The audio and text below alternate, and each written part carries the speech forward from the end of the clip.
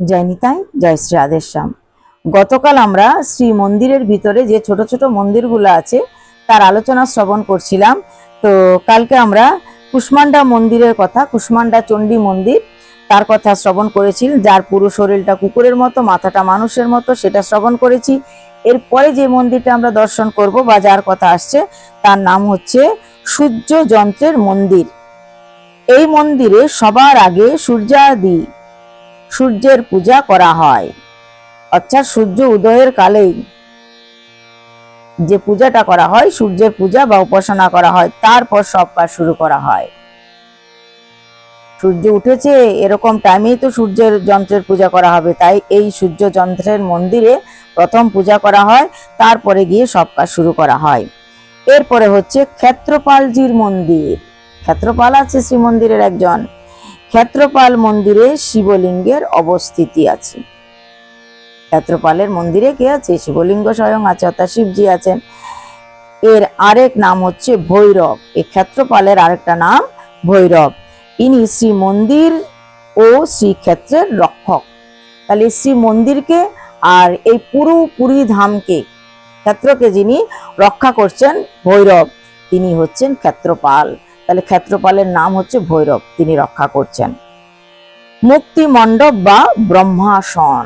এরপরে মুক্তি মণ্ডপ বা ব্রহ্মাসন বলা হয়ে থাকে। মন্দির তৈরির সময় ব্রহ্মা এখানে বসে বিশ্বকর্মাকে মন্দির তৈরি বিষয়ে আদেশ নির্দেশ দেন। বিশ্বকর্মা মন্দির তৈরি করেছিলেন, কিন্তু ব্রহ্মা বসে বসে দেখিয়ে দিয়েছিলেন, এদিকে এতটা উঁচু করো, এদিকে এতটা নিচু করো, এদিকে প্রস্থ এতটা বাড়াও, দৈর্ঘ্য এদিকে এতটা পরিমাণ বাড়বে, কোথায় উঁচু কোথায় নিচু, কোথায় কি পরিমাণ কি কি ডিজাইন হবে, সে সমস্ত কিছু ব্রহ্মা এখানে বসে বসে নির্দেশ প্রদান করেছিলেন বিশ্বকর্মাকে। তাই এখানে কি বলা হয়? ব্রহ্মাসন। ব্রহ্মা এখানে আসন করে বসেছিলেন, আর ব্রহ্মার নির্দেশ মতো বিশ্বকর্মা এই মন্দিরটাকে সুন্দরভাবে তৈরি করেছেন। তা নির্দেশক কে ছিলেন? স্বয়ং ব্রহ্মা। মণ্ডপে বিদ্বান পণ্ডিতগণ বিভিন্ন শাস্ত্র অধ্যয়ন করেন। যেহেতু এটা ব্রহ্মারই মন্দির বা ব্রহ্মা এখানে বসে বসে নির্দেশ দিয়েছিলেন, তাই এই মন্দিরে এখন অব্দি বিভিন্ন ব্রাহ্মণ পণ্ডিতগণ বসে বসে তারা বিভিন্ন গ্রন্থ বা শাস্ত্র চর্চা করে থাকেন। যজ্ঞ নৃসিংহ মন্দির। এরপরে যজ্ঞ নৃসিংহ মন্দির আমরা যাব। মন্দির প্রতিষ্ঠার সময় যজ্ঞ নৃসিংহের পূজা করা হয়েছিল। আমরা যখন জগন্নাথের সেই উৎপত্তির কথা বা ইন্দ্রধূম্র রাজা যে কিভাবে জগন্নাথ দেবকে প্রতিষ্ঠা করলেন, সেই সমস্ত কথা যখন শ্রবণ করব না, তখন আমরা এই নৃসিংহদেবের কথা শ্রবণ করব, যে কিভাবে নৃসিংহদেবের আগে যজ্ঞ করে পূজা করা হয়েছিল, সেটা আমরা জানবো। তো এই কারণে সেই কথাটাকে মনে রেখেই কিন্তু এই নৃসিংহদেবের মন্দিরটা প্রতিষ্ঠা করা হয়েছিল। কারণ যখন জগন্নাথ দেবের প্রতিষ্ঠা হবে, তখন আগে নৃসিংহদেবেরও পূজা করা হয়েছিল, যজ্ঞ করা হয়েছিল। উৎকল নরেশ চোর গঙ্গদেব মূল মন্দির প্রতিষ্ঠার আগে এই মন্দির তৈরি করে নৃসিংহদেবকে প্রতিষ্ঠা করেছিলেন। তাহলে এখানে জগন্নাথ প্রতিষ্ঠা হওয়ার আগে থেকেই নৃসিংহ ভগবান প্রতিষ্ঠিত হয়ে পূজা নিচ্ছিলেন। এরপরে আসবো জল ক্রিয়া মণ্ডপ। এই মণ্ডপে জগন্নাথ দেবের চন্দন যাত্রা অনুষ্ঠিত হয়, তাই এর নাম হচ্ছে জল ক্রিয়া মণ্ডপ। অর্থাৎ ভগবান এখানে জল ক্রিয়া করেন, ভগবান এখানে জলের মধ্যে তিনি আনন্দ উপভোগ করেন বা খেলা করেন। বিমলা দেবীর মন্দির, এটা তো অধিকাংশ মানুষই দর্শন করেন। বিমলা দেবীর মন্দির, মন্দিরের মূল দেবী হচ্ছে ভগবতী বিমলা। মূল দেবী ভগবতী বিমলা। এটি সতীর 51 পীঠের অন্যতম একটা পীঠ। এটা অনেকেই জানেন না, এটা যে কত গুরুত্বপূর্ণ একটা স্থান। সবাই জগন্নাথের জন্য যান জগন্নাথ ধামে, কিন্তু বিমলা দেবী যেখানে বিরাজিত আছে সেটা একটা শক্তিপীঠ। সতীর যে 51টা পীঠ আছে তার মধ্যে এটা অত্যন্ত গুরুত্বপূর্ণ একটা স্থান।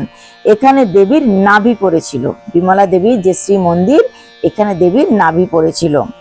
এখানে ভৈরব হলেন স্বয়ং শ্রী জগন্নাথ, আর এই পীঠের ভৈরব জগন্নাথ। বলা হয় মন্দির তৈরি হওয়ার পর জগন্নাথ দেবের প্রতিষ্ঠার সময় আগে পর্যন্ত বিমলা দেবী ছিলেন এই মন্দিরের অধিকারিণী। বিমলা দেবী এই মন্দিরের অধিকারিণী ছিলেন যতদিন না পর্যন্ত জগন্নাথ এখানে প্রতিষ্ঠিত না হয়েছেন। তার আগে এখানে যেরকম নরসিংহ ভগবান পূজিত হয়েছিলেন, সেরকম এখানে বিমলা দেবীও পূজিত হয়ে আসছেন। তিনি ছিলেন মন্দিরের অধিকারিণী। মন্দির প্রতিষ্ঠার পর জগন্নাথ দেব আসেন প্রতিষ্ঠার পর মন্দিরে প্রবেশের জন্য দেবী বিমলার অনুমতি নিতে হয়। দেবী বিমলা হচ্ছে মালকিন, তাই দেবী বিমলার অনুমতি নিতে হয়। তিনি তাকে শর্ত সাপেক্ষে অনুমতি দেন যে প্রত্যহ শ্রী জগন্নাথ ও বলভদ্র দেবের ভোগের পর তাকে অর্পণ করতে হবে। তাই বিমলা দেবী তখন শর্ত দিয়েছিলেন, জগন্নাথ, বলভদ্র, সুভদ্রা দেবী, সুদর্শন চক্র প্রতিষ্ঠা করা হোক, পূজা অর্চনা করা হোক, সব ঠিক আছে, কিন্তু একটা শর্ত আছে। কি শর্ত? যে জগন্নাথ দেবের ভোগ এবং বলভদ্রের যে ভোগ লাগানো হবে, সেই ভোগটা জগন্নাথ প্রসাদ পাওয়ার পর সেই প্রসাদটা আগে আমার কাছে আসবে, বিমলা দেবীর কাছে আসবে, বিমলা দেবীকে দিতে হবে। এই শর্ত সাপেক্ষে সবাই রাজি হয়েছে। তাই সেই থেকে অদ্যাবধি প্রত্যেক দিন জগন্নাথের ভোগ হওয়ার পর জগন্নাথের ভোগের প্রসাদ প্রথম বিমলা দেবীর ঘরে যায়। বিমলা দেবীর এখান থেকে সেটা মহাপ্রসাদ হয়ে বেরিয়ে আসে।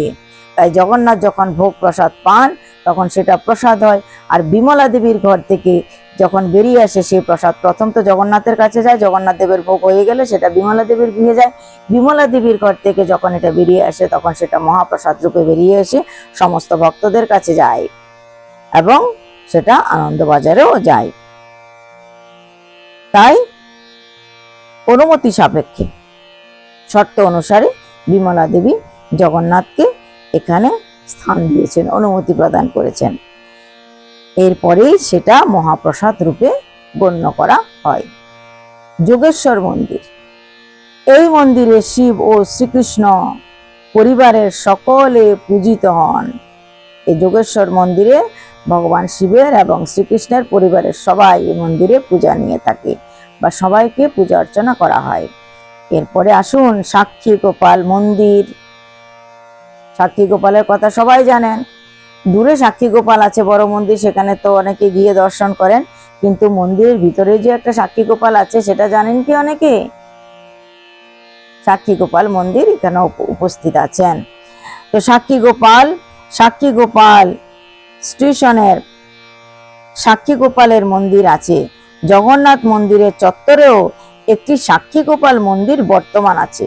পুরুষোত্তম দেব উড়িষ্যার রাজা থাকাকালে ক্রাঞ্চি রাজার সাথে যুদ্ধ হয়।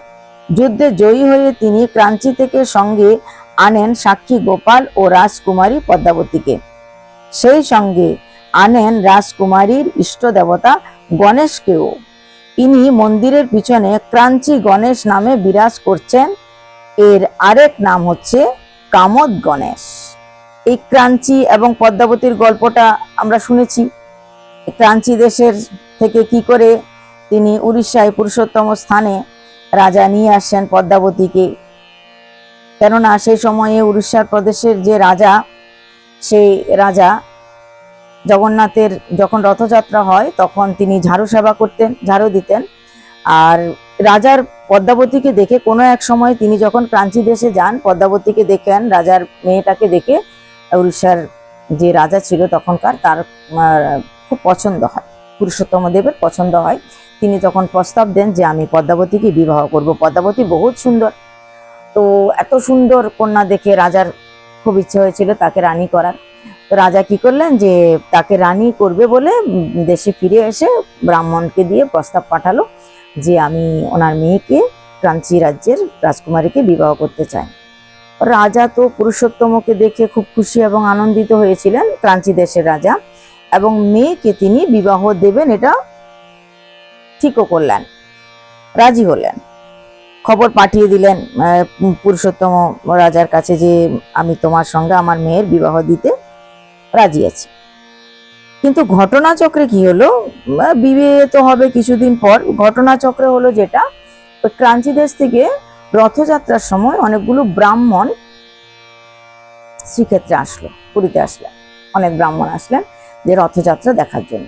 তো রথযাত্রা দেখার জন্য জনগণ, ওই দেশ থেকে ব্রাহ্মণ এসছে। একজন ব্রাহ্মণ রাজার খুব কাছের ছিল, তিনি এসে জগন্নাথের রথযাত্রা আগে দেখলেন এই পুরুষোত্তম রাজা তিনি কি করছেন, জগন্নাথের সামনে বহারি লাগাচ্ছেন। বহারি মানে ঝাড়ু দিচ্ছেন। আগে রাজা ঝাড়ু দেয়, খুব করে পরিষ্কার করে দেয়, তারপরে গিয়ে জগন্নাথ রথে ওঠেন বা রথের যাত্রা শুরু হয়। তো এই যে দেখে গেল রাজা নিজে, পুরুষোত্তম ক্ষেত্রে রাজা নিজে ঝাড়ু দিচ্ছে, এটা দেখে ক্রাঞ্চি দেশের সে ব্রাহ্মণের ভালো লাগলো না। আরে রাজা হয়ে ঝাড়ু দিচ্ছে, ঝাড়ুদার, আর এর সঙ্গে আমাদের দেশের রাজকন্যার বিয়ে হবে। তিনি এটাকে মেনে নিতে পারলেন না। একটা রাজা হয়ে তিনি কিনা শূদ্রের কাজ করছে, এর সাথে কি করে আমরা আমাদের রাজ্যের মেয়ের বিয়ে দেব? তাহলে আমাদের রাজ্যের অপমান হবে। তিনি দেশে ফিরে গেলেন। ফিরে গিয়ে রাজাকে বললেন, রাজা মশাই, ওখানে মেয়ে বিয়ে দেবেন না কেন? আরে ওখানকার রাজা ঝাড়ুর কাজ করে। এই আমি নিজে চোখে দেখে এসেছি। জগন্নাথের রথযাত্রার আগের দিন তিনি খুব করে ঝাড়ু দেন, আর তারপরে রথযাত্রা বের হয়। এই ঝাড়ুদারের সঙ্গে শূদ্রের যে কাজ করে তাকে কি করে জামাতা বানাবো আমরা? রাজা গেল বিগ্রে। রাজা তখন শ্রীক্ষেত্রে খবর পাঠালেন যে তোমার সঙ্গে আমার মেয়ের বিয়ে দেব না। কেন? তুমি ঝাড়ুর কাজ করো। পুরুষোত্তম রাজা খুব রেগে গেল। আরে আমার অপমান করলে আমি কিছু বলতাম না, কিন্তু এতে করে ভগবানের অপমান করছে। ভগবানের অপমান হচ্ছে। জগন্নাথ দেবের রথের সামনে ঝাড়ু দিচ্ছি আমি, এটা কত সৌভাগ্যের বিষয়। শ্রী জগন্নাথের সামনে ঝাড়ু দেওয়া মানে কত পুণ্যের কাজ করছি, আর কত এটা সৌভাগ্যদায়ী কাজ। একে শূদ্রের কাজ বলছে? আমার সঙ্গে আমার জগন্নাথ দেবের অপমান করছে। রাজা খুব রাগ হলেন। তিনি কি করলেন, ক্রোধের বশে জগন্নাথ দেবের কাছে গিয়ে বলল, প্রভু, আমি তোমার অপমান সহ্য করব না। আমার অপমান করলে ঠিক ছিল, কিন্তু এর সঙ্গে সঙ্গে তোমারও অপমান করেছে, তাই আমি ক্রাঞ্চির উপরে আক্রমণ করব, ওই দেশের উপর আক্রমণ করব। হে প্রভু, তুমি আমার সাহায্য করো। আগে ভগবানের কাছে সাহায্য চাইতে গেলেন বলরাম এবং ভগবান শ্রীকৃষ্ণ তথা জগন্নাথের কাছে সাহায্য চাওয়ার জন্য গেলেন। তারপর তিনি যুদ্ধে গেলেন। তো যুদ্ধে যখন যাত্রা করছে, ক্রাঞ্চি দেশ ধনে জনে সমৃদ্ধ ছিল। পুরুষোত্তম ক্ষেত্রের সৈন্যদল অল্প ছিল। তথাপি রাজা জগন্নাথের উপরে ভরসা করে যুদ্ধে চললেন। আর ওদিকে ক্রাঞ্চি দেশের রাজা ভাবলো, আমার এত হাতি ঘোড়া সৈন্য সামন্ত এত বেশি যে আমি ওই দেশকে হারানো কোনো ব্যাপারই না, আমি হারিয়ে দিতে পারবো।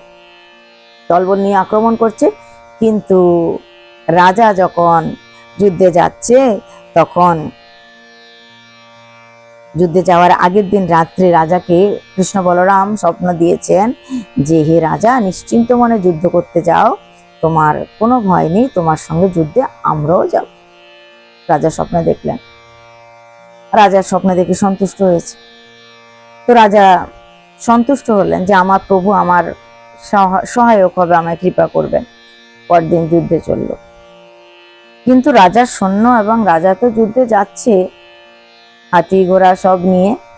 সবাই লক্ষ্য করছে রাজার সৈন্যের অনেকটাই আগে করে দুজন সৈন্য যাচ্ছে, একজন সাদা ঘোড়ায় চড়ে আর একজন কালো ঘোড়ায় চড়ে। একজন সৈনিকের গায়ের রং হচ্ছে সাদা, আরেকজন সৈনিকের গায়ের রং হচ্ছে কালো। তারা যেন সেনাপতির মতো অনেক আগে আগে, অর্থাৎ পুরুষোত্তম রাজার অনেক আগে আগে আগে আগে তারা চলছে যুদ্ধক্ষেত্রে, অনেক আগে আগে যাচ্ছে। যুদ্ধ করতে গেলেন, কিন্তু পথে যাওয়ার সময় তাদের দুই ভাইয়ের, অর্থাৎ এরা কৃষ্ণ বলরাম, এরা দুই ভাই যুদ্ধ করতে যাচ্ছে, যুদ্ধের ড্রেস পরে সৈন্য বেশে, এরা কৃষ্ণ বলরাম। তো এরা তো ওই রাজা পুরুষোত্তমর সৈন্যের অনেক আগেই চলছে। পথে যেতে যেতে এদের খিদা পেল দু ভাইয়ের। এতবার ভোগ প্রসাদ পায় না জগন্নাথ ধামে, কতবার ভোগ লাগে, ভোরবেলা থেকে শুরু হয়ে যায় ভোগ লাগানো। তো পথে যেতে যেতে তাদের খিদে পেয়ে গেছে। জগন্নাথের একটু তাড়াতাড়ি খিদে লাগে। খিদে যখন পেয়ে গেল, তারা দেখলো একটা গয়েলানি, অর্থাৎ দুধ বিক্রি করে একটা মেয়ে, সেই মহিলা দুধ বিক্রি, মাঠা টাটা বিক্রি করছে, দুধ মাঠা ইত্যাদি বিক্রি করছে। তার কাছে গেছে, গিয়ে বলছে, হে মা, তুমি কি বিক্রি করছো? বলে, আরে মাঠা আছে, রাবড়ি আছে, কত কিছু যা দেখালো। বলে, ঠিক আছে, আমাদেরকে ঝাঁস দাও, মাঠা দাও, খুব উদর পূরণ করে আমরা খেয়ে নি, খিদে পেয়েছি, যুদ্ধ করতে যাচ্ছি, রাজা পুরুষোত্তমের হয়ে, তার সেনাপতি আমরা, তুমি খুব করে দাও। সেও খুব করে সে যার সামগ্রী ছিল সবগুলো প্রদান করলেন দুই ভাইকে। তার দেখে খুব মায়া হলো, খুব আনন্দ হলো তাদেরকে খাওয়াতে গিয়ে। তিনি খুব যত্ন করে সেই গয়লা নিয়ে তাদেরকে দুই ভাইকে খাওয়ালেন। খাওয়ানোর পর বলছে, মা আমাদের কাছে তো পয়সা নেই। মা কি করবে, পয়সা নেই, পয়সা তো লাগবে, যে বিক্রি করতে বেরিয়েছে। তখন বলছে, এক কাজ করো, আমরা তো ওই পুরুষোত্তম রাজারই সেনাপতি, আমার এই আংটিটা তোমার কাছে রেখে যাচ্ছি। গয়রানী বলছে, এই আংটির তো অনেক দাম, আমি কি করে পরিশোধ করব? বলে, না না, তুমি আংটিটা রাখো, রাজা পুরুষোত্তম যখন আসবেন এদিক দিয়ে, যখন পুরুষোত্তম যাবেন ফিরবেন, তখন তুমি কি করবে, রাজার থেকে আমাদের এই যে আমরা খেয়েছি যা কিছু তার পয়সা চেয়ে নেবে। রাজা যদি দিতে না চায় তাহলে তুমি আংটিটা দেখাবে, বলবে তোমার দুই সৈনিক আমার থেকে এই দুধ, মাঠা, দই ইত্যাদি খেয়ে গেছে ঘোল, তাদের খিদা পেয়েছিল বলে তাই তোমাকে বলেছে টাকা পরিশোধ করতে। চলে গেল, খুব যুদ্ধ হলো, রাজাও গেল। কিন্তু রাজা আর রাজার সৈন্যরা যাওয়ার আগে আগেই তো দেখছে যুদ্ধ সমাপ্ত হয়ে যাচ্ছে। ক্রাঞ্চি দেশে যত সেনাপতি ছিল, ক্রাঞ্চি দেশের যত সৈন্য সামন্ত ছিল, তাদেরকে একদম ধূলিসাৎ করে দিয়েছে। এই দুইজন, আর কোনো সৈন্য লাগেইনি। ক্রাঞ্চি দেশের সেনাপতি রাজাকে গিয়ে বলছেন, কি দেখছেন রাজা মশাই, এর দুজন সেনাপতি তো সব কাভার করে দিচ্ছে, অন্যরা আসলে কি হবে, পালাও। তার আত্মসমর্পণ করে দিলেন। রাজা পুরুষোত্তম কি করলেন, সেই দেশের রাজকন্যাকে নিয়ে আসলেন। রাজাকে তো রাজ্য দিয়ে আসলেন, কাউকে কোনো ক্ষতি করলো না, মানলো না, কিন্তু রাজকন্যাকে নিয়ে আসলো। আর সেই সঙ্গে তিনি ওই সাক্ষী গোপাল আর কাকে নিয়ে আসলো, মোদক গণেশ, শ্রী গণেশকে নিয়ে চলে আসলেন কাঞ্চি থেকে। তো এদেরকে তিনি রাজা নিয়ে আসলো, এখানে স্থাপিত করলো। আর রাজকন্যাকে কিন্তু বিয়ে করলো না, রাজকন্যাকে রাখলো এনে, খুব পবিত্রভাবে ভালোভাবে রাখলেন। ঠিক যখন আবার রথযাত্রা আসলো, রথযাত্রার দিন রাজা ঝাড়ু দিচ্ছে। আর পদ্মাবতী এতদিন ধরে রাজার এত সুন্দর চরিত্র দেখে তিনিও রাজাকে ভালোবাসতে লাগলেন এবং তিনি স্বইচ্ছায় রাজাকে বিয়ে করার জন্য অনুমতি প্রদান করলেন। তিনি নিজে ইচ্ছা করলেন যে আমি এই রাজাকেই বিয়ে করব, কেননা তিনি এত সচ্চরিত্রবান, এত ভালো রাজা, আমার অন্য কোনো রাজ্য থেকে যদি সম্বন্ধ আসতো এত ভালো সম্বন্ধ হতো। তাই পদ্মাবতী নিজের ইচ্ছায় রাজাকে বিয়ে করতে চাইলেন। তো শ্রীক্ষেত্রে রাজা ঝাড়ু দিলেন, পদ্মাবতীও ঝাড়ু দিলেন। সেই সময়ে রাজা সবার সামনে জিজ্ঞেস করলেন, হে পদ্মাবতী, তুমি কি এই ঝাড়ুদারকে, শূদ্রের কাজ করা জগন্নাথের এই চাকরকে বিয়ে করতে রাজি আছো? পদ্মাবতী সম্মতি দিলেন। সেখানে পদ্মাবতী মালা পরালেন রাজাকে। তাই সেই সময় রাজা এবং পদ্মাবতীর বিয়ে হলো। এই হচ্ছে সেই কাহিনী বা সেই ইতিহাস। আমরা জগন্নাথ ধাম শ্রীক্ষেত্রের এই কিছু কিছু মন্দিরের কথা শ্রবণ করছিলাম। তা আজকে সাক্ষী গোপাল মন্দির অবধি থাক, আগামীকাল তার পরবর্তী যে মন্দিরগুলো আছে সেগুলোর কথা শ্রবণ করব। আজকে এই পর্যন্তই, সবাই ভালো থাকবেন। জয় নিতাই, জয় শ্রী রাধেশ্যাম।